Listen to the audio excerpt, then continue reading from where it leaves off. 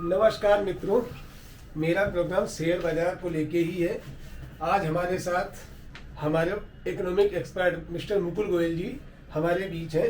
मैं इनसे कुछ शेयर बाजार शेयर बाजार से रिलेटेड जो कुछ सेक्टर हैं उन पर कुछ सवाल पूछूंगा। ये अपने अनुभव से कुछ अपनी राय देंगे। नमस्ते सर। नमस्कार ब्रजेश जी। क्या कहना चाहेंगे सर शेयर बाजार के बारे में? कोई नई बात तो है नहीं। हमने पिछली बार जब हम मिले थे आपको बताया था कि अभी कोई बियर फेस तो मार्केट में है नहीं, और हमने देखा है फ्राइडे के दिन तो काफ़ी मार्केट तेज़ हुआ है जी। तो मेरे को लगता है कि स्टेबल रहेगा मार्केट, और तेज और मंदा दोनों ही हो सकता है। इस समय जरूरत है कि हम सेक्टर वाइज अपनी स्ट्रेटेजी बनाएं। सर आपकी नज़र में अभी जो सबसे अच्छा सेक्टर कौन सा है? देखिए, ये इन्वेस्टमेंट करना चाहिए। बहुत सारे सेक्टर्स को एक को स्टैंड आउट नहीं मैं कर सकता, कई सारे सेक्टर आइडेंटिफाई कर सकते हैं, लेकिन उनमें से एक ज्वेलरी के बारे में आप क्या कहना चाहेंगे? मेरे को लगता है ज्वेलरी सेक्टर बहुत अच्छा है, क्योंकि ज्वेलरी सेक्टर में कुछ प्लेयर्स हैं जो कि नए नए एंट्री होके आए हैं, और अभी तक हमारा जो हिंदुस्तान का ज्वेलरी मार्केट था वो नॉन ऑर्गेनाइज सेक्टर में था, क्योंकि गाँवों में, गलियों में और बड़े बड़े शहरों के जो स्मॉल मार्केट्स थे उसमें छोटे छोटे ज्वेलर्स बैठे रहते थे। कोई हॉलमार्किंग नहीं थी, ज्वेलरी की जो गुणवत्ता थी, जो क्वालिटी थी, उसमें बहुत कॉम्प्रोमाइज़ होता था। तो अब वो फेज़ जा चुका है। अब ऑर्गेनाइज्ड रिटेल का मामला है। टाइटन कंपनी ने अब से 25 साल पहले एंट्री ली ऑर्गेनाइज्ड रिटेल में ज्वेलरी की, तो उन्होंने काफ़ी सारे स्टोर्स ना कि इंडिया में बल्कि बाहर भी पूरे विदेश में तमाम सारे खोले। आपको पता ही है, राकेश झुनझुनवाला ने टाइटन के शेयर को एक्विजिशन करा और इतने बड़े आदमी वो बन गए। तो सब एग्जांपल हमारे सामने हैं, लेकिन अब मेरा ऐसा मानना है कि इस मार्केट में अभी बहुत ज़्यादा ज्वेलरी मार्केट में स्कोप है। टाइटन में ग्रोथ है? देखिए, मैं ऐसा मानता हूं कि टाइटन को अब कंपटीशन फेस करना पड़ेगा, क्योंकि टाइटन काफ़ी पुरानी कंपनी हो गई है। इसके मुकाबले में अब जो नई नई एंट्री हुई है, जैसे कल्याण ज्वेलर्स है एक कंपनी जी, इसकी मार्केटिंग पे बहुत थ्रस्ट है। आप इसी से समझ लीजिए कि अमिताभ बच्चन इसकी मार्केटिंग करते हैं। ओके। तो जो कंपनी इतना ज़्यादा सीरियस है मार्केटिंग को लेके कि अमिताभ बच्चन को भी लेके आई है अपने मार्केट में, उसको अपना ब्रांड एम्बेसडर बना रखा है, तो जो कंपनी इतना ज़्यादा थ्रस्ट करती है, मेरे को लगता है उसकी कुछ ना कुछ प्लानिंग है। और वैसे भी मैं तो ये सब जितने भी इन्वेस्टर्स हैं सबको ये राय दूंगा कि जितने भी नए नए ऑर्गेनाइज्ड रिटेलर्स हैं, जैसे कि कल्याण ज्वेलर्स है या सेंको ज्वेलर्स है, और भी 2-4 खुले हुए हैं, उन सबका एक बार स्टोर में जाके फील ले। क्योंकि बात ऐसी है, आपको चाहे ज्वेलरी खरीदनी या नहीं खरीदनी ये आपकी चॉइस है, लेकिन एक बार वहां जाके थोड़ा ज्वेलरी देखें, वहां फील लें किस टाइप के कस्टमर्स आ रहे हैं, क्या उनका काम करने का ढंग है जी। तो उससे आपका ये पता चलेगा कि ज्वेलरी सेक्टर बहुत ज़्यादा ग्रो कर रहा है और अच्छे मार्जिन्स हैं।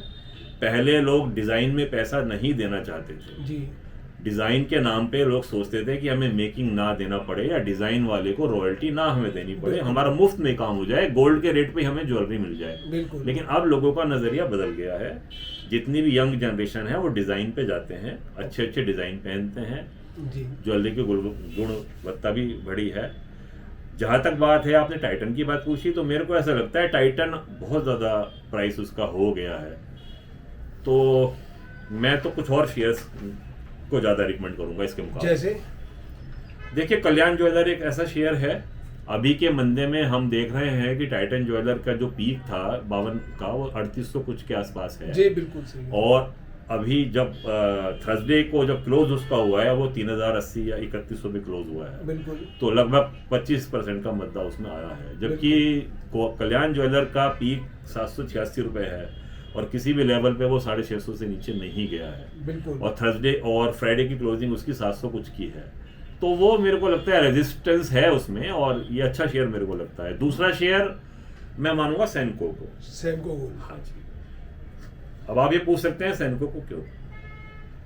मुकुल जी, मैं एक सवाल मेरे मन में ये है कि कल्याण ज्वेलर्स और सेंको गोल्ड दोनों को अगले 2 साल के लिए आप कहाँ पे देखना चाहते हैं? क्या इनको बाई करना चाहिए दोनों को, या कल्याण ज्वेलर्स को बाई करना चाहिए, या सैनको गोल्ड को बाई करना चाहिए, या एक नया शेयर जो भी पिछले 2-3 महीने पहले पीएन गाडगिल ने एंट्री ली है शेयर बाजार में, क्या ये इन दोनों के कंपेरिजन में अच्छा है या नहीं है? देखिए मैं इसमें अपने कुछ व्यूज दीजिए। देखिए मैं जो एनालिसिस शेयर्स की करता हूँ वो सिर्फ बैलेंस शीट को देख के नहीं करता हूँ जी।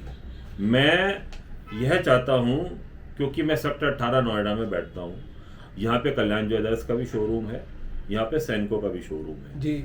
मैं दोनों के शोरूम में कई बार जा चुका हूँ, परचेजिंग भी मैंने थोड़ी बहुत की है उनसे और थोड़ी बहुत मैंने फील भी ली है। उसके बाद ही मैंने दोनों कंपनियों में छोटा छोटा इन्वेस्टमेंट किया है। बात ऐसी है, चूंकि मैंने पीएनजी के शोरूम पे यहाँ पे अभी नहीं है शायद दिल्ली में, क्योंकि ये महाराष्ट्र बेस्ड कंपनी है जी, इसलिए मैं उस पर ज़्यादा नहीं बोल पाऊंगा। लेकिन मैं इतना जरूर कह सकता हूँ कि कल्याण ज्वेलर्स और सैनको में तो इतने शानदार डिज़ाइन मिलते हैं देखने को। एक तो बात यह है, सैनको ज्वेलर्स जो है उन्होंने एक अपनी, जैसे कि टाइटन ने अपनी एक मीडियम रेंज की कैरेट लेन खोल रखा है, दूसरा उनका ब्रांड जो है वो कैरेट लेन है, उसी तरीके से सैनको ने भी एक अपनी दूसरी ब्रांच खोल रखी है, मुझे उसका नाम याद नहीं आ रहा, वो सिर्फ सिल्वर में और लैब ग्रोन डायमंड में बिजनेस करते हैं जी। वो भी काफ़ी पॉपुलर है। सैनको गोल्ड के तो डिज़ाइन, क्योंकि कलकत्ता बेस्ड कंपनी है और कलकत्ता बहुत नामी गोल्ड ऑर्नामेंट्स की ज्वेलरी में जो मैन्युफैक्चरिंग में कलकत्ता का बहुत नाम है, बंगाली ज्वेलर्स बहुत अच्छे रहते थे, तो वो जो है काफ़ी अच्छे उनके डिज़ाइंस हैं। आप यदि थोड़ा सा भी ज्वेलरी के विशेषज्ञ तो वहाँ जाके आपको लगेगा कि हम बहुत अच्छी जगह आए हैं। तो मेरे को लगता है ये दोनों कंपनियां शायद टाइटन से ज़्यादा अच्छा करेंगी, लेकिन जिनको सेफ्टी नेट पसंद है, जो ये चाहते हैं कि भाई मेरा शेयर गिरे नहीं, वो डेफिनेटली टाइटन में इन्वेस्ट कर सकते हैं। लेकिन जिनको थोड़ा सा भी रिस्क लेने की एबिलिटी है, उनको मेरे को लगता है कल्याण और सैनको ज़्यादा अच्छे शेयर्स हैं। मुकुल, ये एक छोटा सा पॉइंट बैंकिंग सेक्टर को लेके है, बस अपना थोड़ा सा इस पे प्रकाश डालिए कि बैंकिंग शेयर्स अभी लेने चाहिए या नहीं।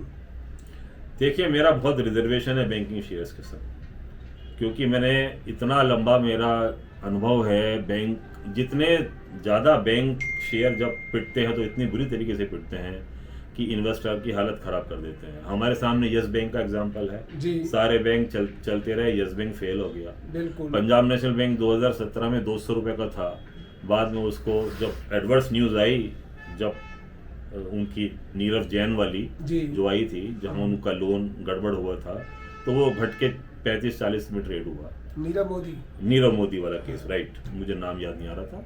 Thank you for your input. तो मेरे को बैंकिंग शेयर्स में बहुत ज़्यादा, अभी हाल में देख लीजिए आप, नवंबर के महीने में 30% सिर्फ एक ही महीने में इंडसइंड बैंक गिर गया बिना किसी कारण के। थोड़े बहुत रिजल्ट उनके खराब आए, लेकिन इतना ज़्यादा उसको, जो शेयर 1680 रुपये बिका है अक्टूबर के महीने में, सितंबर के महीने में, उसको 980 रुपये कर दिया आपने फ्राइडे के दिन। अभी बैंकिंग शेयर्स ओवर वैल्यू है जो इतनी तेजी से गिरावट आ रही है? मेरे को लगता है कि आपको इन्वेस्ट करना है तो बैंकिंग के अलावा और बहुत अच्छे सेक्टर्स हैं। Thank you very much. Okay, बहुत बहुत धन्यवाद मुकुल जी। Thank you. आपका अपना प्रकाश डालने के लिए शेयर मार्केट को लेके बहुत बहुत धन्यवाद। Thank you.